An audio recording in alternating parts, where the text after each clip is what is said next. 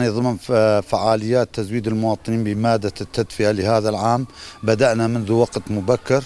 استطعنا خلال هذه الفترة أن نزود تقريبا 80% من القرى أو 85% من القرى بمادة التدفئة المازوت. هلا تقريبا خلصنا من 85% من القرى، عم نوزع في بلدة التمر. كل عائلة عم نعطيها 300 لتر بالسعر المدعوم. تم عملية تفعيل البطاقات على أساس دفتر العائلة أو الهوية الشخصية، حتى إن ما كان هدول الموجودين نعتمد على جداول الإحصاء اللي جرى هالعام. أي شخص ضمن جدول له اسم يعتبر عائلة نعطيه بطاقة ونفعل بطاقته على هالأساس. هذا عم نفعل.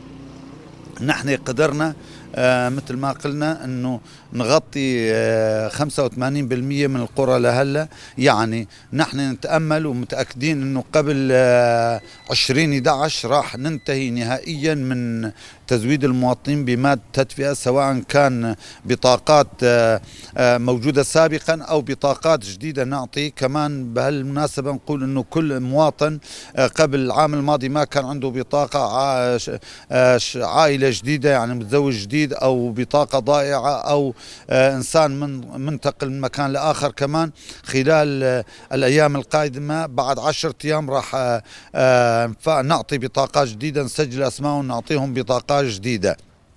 هلا حاليا عم نوزع بتل تمر، ويعني على وشك انه خلال 5 أيام كمان تل تمر نقدر نغطيها. هذه الكمية المخصصة ناحية تل تمر، كل عائلة عم نعطيها 300 لتر. أتوقع حوالي 500 ألف لتر يلزم لنا لناحية تل تمر نكون غطينا تل تمر.